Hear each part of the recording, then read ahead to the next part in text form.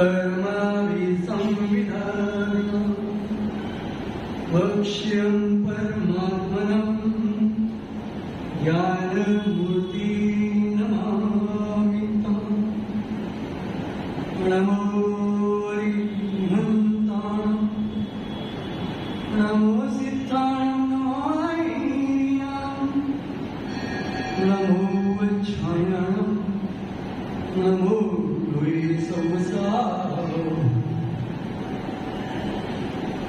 अनंतानंद परमेश्वर भगवान की देवादिदेव आदिनाथ भगवान की देवादिदेव नेमिनाथ भगवान की वर्तमान जिन शासन नायक महावीर भगवान की परम पूज्याचार्य कुंद स्वामी महाराज की परम पूज्याचार्य आदि सागर महाविद्या विमल सागर सन्मति सागर जी महाराज की परम पूज्याचार्य सुंदर सागर जी महाराज की परम पूज्याचार्य विशुद्ध सागर जी महाराज की जगत कल्याण जीववाणी माता की आचार्य श्यांग की जिन जिन वाणी जिनेन्द्र वाणी सुन लो भैया जिन वाणी सुन लो भैया जिन वाणी अल्प बुद्धि से कर रहा हूँ सन तुम्हारा ही माता सन तुम्हारा ही माता भूल क्षमा कर देना जिन जिन वाणी जिनेन्द्र वाणी सुन लो भैया जिन वाणी सुन लो भैया जिन वाणी जिसको जान रहे हो ज्ञानी उसमें जान नहीं होती उसमें जान नहीं होती जान हारे तो जानो ज्ञानी जान जिन जिन वाणी जिनेन्द्र वाणी सुन लो भैया जिन वाणी सुन लो भैया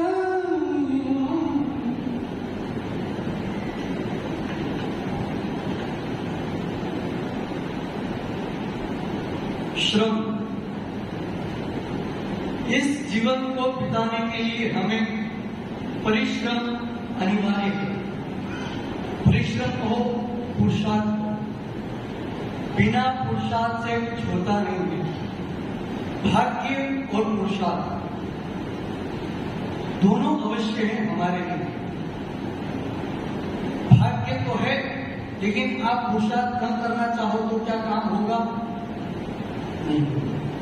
और हमने इस परिश्रम को हमने इस जीवन में परिश्रम को कहां पे लगाया?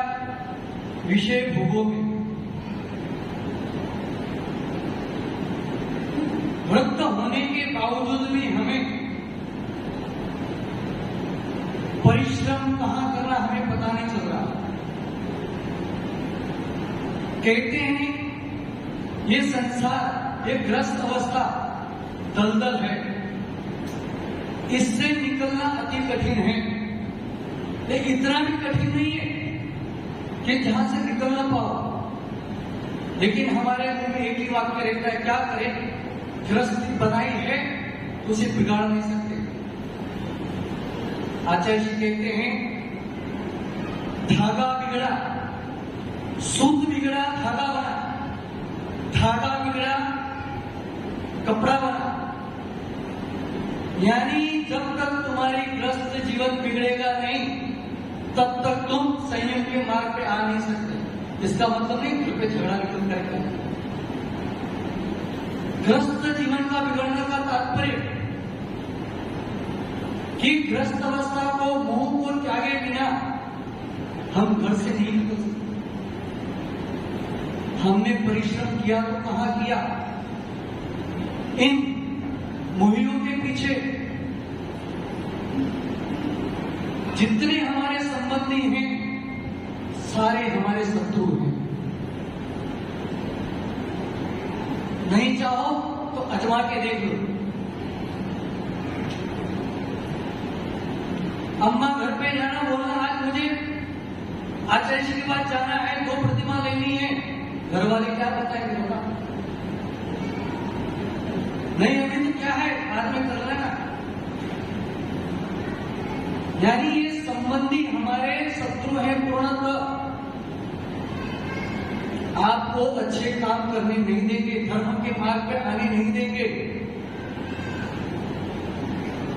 लेकिन हम कहां अटके?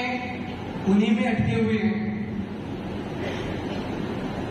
अगर सुबह का भूला शाम को वापस लौट आ जाए तो उसे भूला नहीं कहते। देखो, हम भी ग्रस्त जीवन से निकल के आए हैं,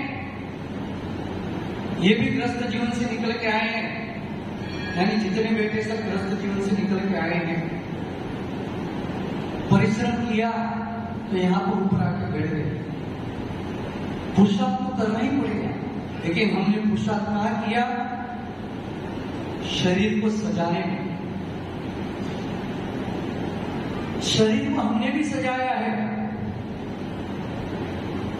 लेकिन कभी सामायिक में बैठते सोचते हैं, हे जीव, तूने अपने सारे इतना समय इस शरीर को सजाने में लगा दिया, गाड़ी घोड़ों में दौड़ के घूमने में बता दिया।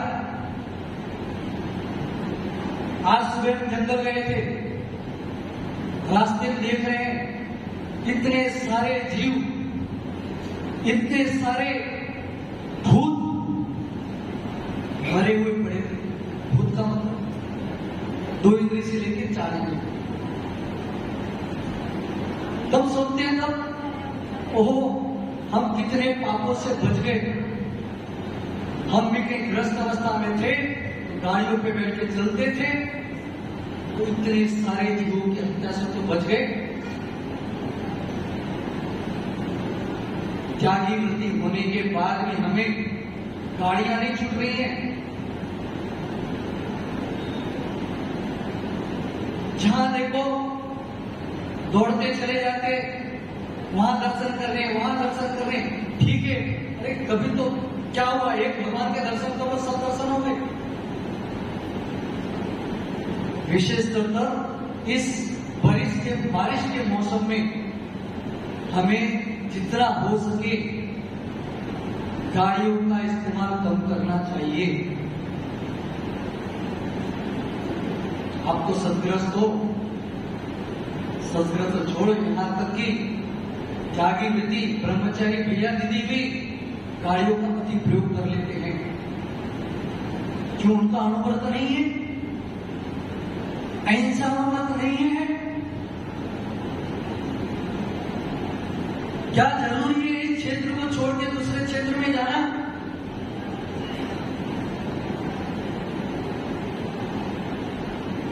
कितने जीवों का घात कर दिया। हम अपने जीवन में मात्र इस शरीर को सजाने के लिए कितने जीवों के पिंडों को अपने शरीर पे लगा दिया। मात्र इस शरीर को अच्छा दिखाने के लिए, एक जीव को अच्छा दिखाने के लिए अनंत जीवों के पिंडों को अपने शरीर पे लगा दिया। लगाया कि नहीं?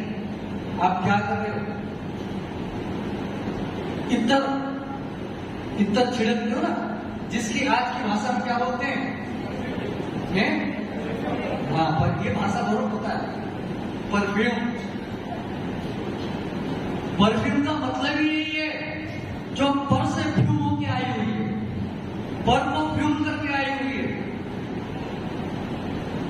कभी सोचा है परफ्यूम कैसे बनता है?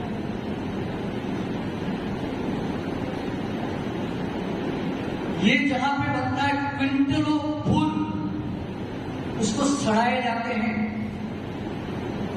सड़ के उसमें जीव उत्पन्न हो जाते हैं। फिर उसका कहीं जाकर के मात्र क्विंटलों फूल सड़ने के बाद उसकी खुशबू बने जाती है, मात्र एक आधा बोतल। और जो आपका परफ्यूम आ रहा है ना, तो कोई असली परफ्यूम नहीं है, तो केरोसिन है। केरोसिन के अंदर वो एक बूंद डाल देते हैं, उसकी खुशबू आ जाती है और आप खुश होते हो। अरे यहां तो छोड़ो, आपने क्या किया, चलो बाहर लगाते हो, आपका ग्रस्त जीवन का मामला है। लेकिन ऐसे भी जीव हैं बेचारे, उस सड़े हुए पुतगल को लगा करके मंदिर में पहुंच जाते हैं। और अभिषेक करते हैं। और गर्मी के दिन आते हैं, पता है शरीर से बदबू आ रही है, तो क्या लगाते हो आप बगलों में? डिओड्रेंट।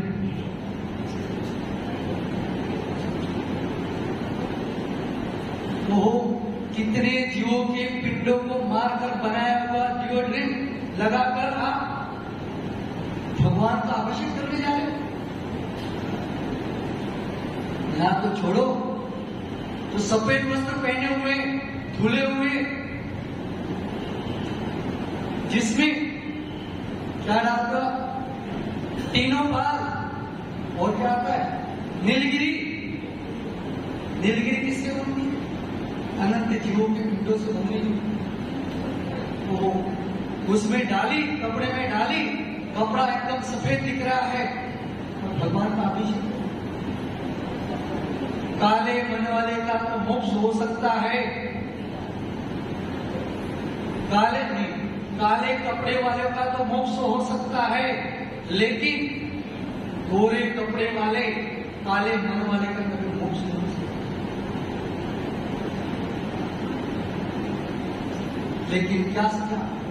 मात्र हमने अपने शरीर को सजाने के लिए कितने सारे तंछियों पानी का इस्तेमाल कर लिया। कभी सोचा कितने जीवों का घात करें घर में रहेंगे? एक बूंद पानी में कितने जीव बताए विज्ञान ने? 36,450 को विज्ञान ने बताया कि हमारे यहां तो अनंत जीव। सोचो हम दिन में कितना अच्छा पानी बोलते हैं। चलो अपना ज्ञानता है, मान रहा हूं, यहां तक कि त्यागी वृत्ति भी अच्छे पानी का इस्तेमाल करते हैं। मैं बार बार उन्हें सचेत इसलिए कर रहा हूं कि कम से कम सुधर जाए। शौचालय में शौच गए,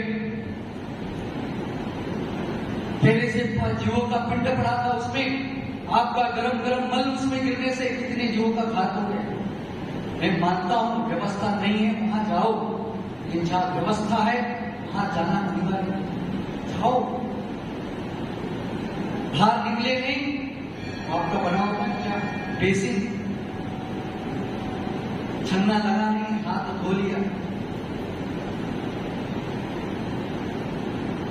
मात्र हमने इस पर्याय को सजाने के लिए कितने सारे जीवों का घात करते जा रहे हैं। और इतना राग, हम इतने मोही हो चुके हैं कि हमें अपने बारे में ही पता नहीं है। जहां ढूंढना नहीं चाहिए वह हम ढूंढ रहे हैं। जहां हमें सोना नहीं चाहिए वहां हम सो रहे हैं, और जहां सोना चाहिए वहां हम जाग रहे हैं। समझे? विषय कषायों में सोना चाहिए वहां हम जाग रहे हैं,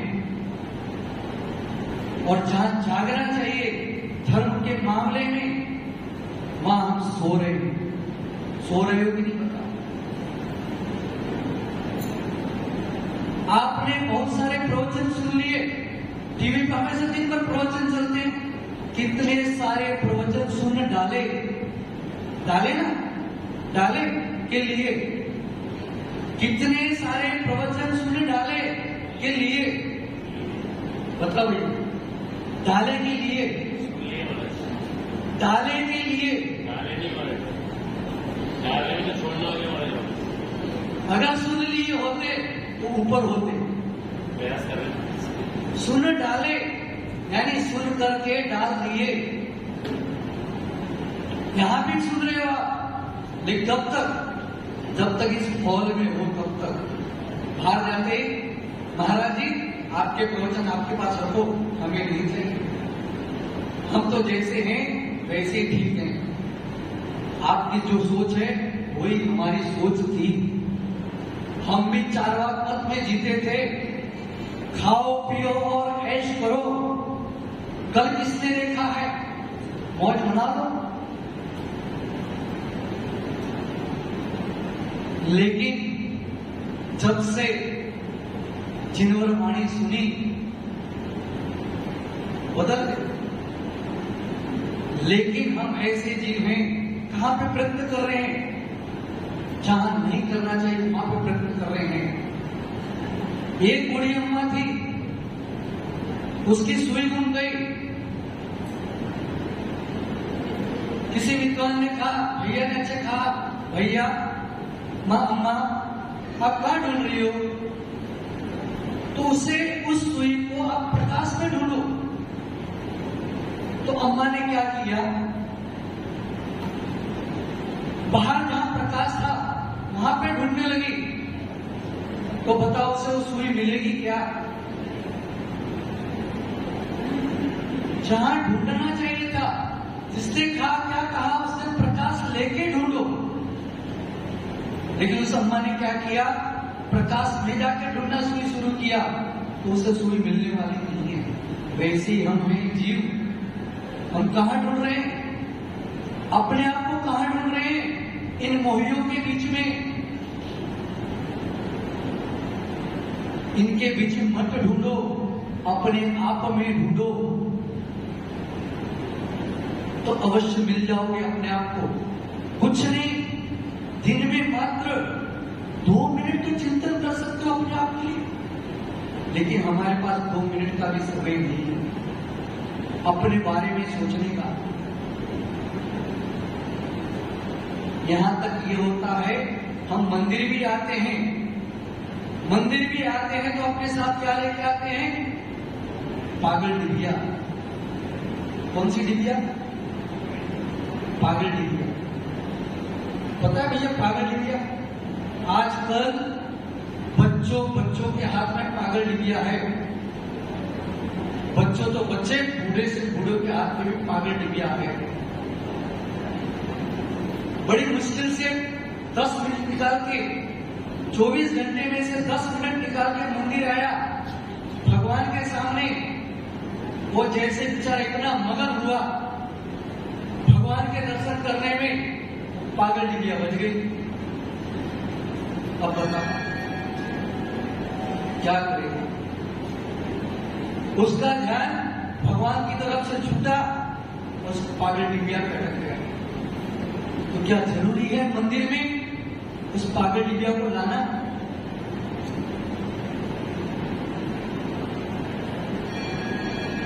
यहां पे हम बस इतना अंतिम कहना चाहता हूं, यहां पे जितने बैठे हैं एक ही नियम ले लें आज से, कोई बड़ा नियम नहीं है।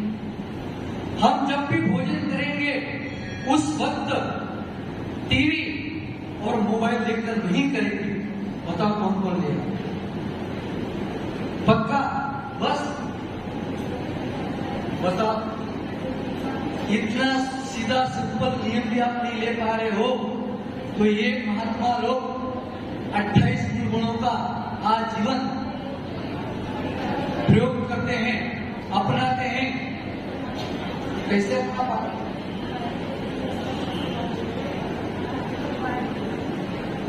जिन्होंने हाथ उठाया उनका पक्का नियम हो गया, कैंसल कर लेना। भोजन करते वक्त टीवी और मोबाइल ना देखना। लेकिन व्यापारियों के लिए छूट है। क्यों? कि बेचारे भोजन करते उस समय में भी क्या उनका चल रहा है। लेकिन कब? जब वो प्रतिष्ठान पे हैं, व्यापार कर रहे हैं उस समय। लेकिन घर पे आकर भोजन कर रहे हैं, उनको ये नियम का लागू नहीं होगा। ठीक है, इसलिए आचार्य जी को भी सुनना है, समय कम देते हो, बातें बहुत कुछ ज्यादा है। ओम नमः शिवाय। आत्मा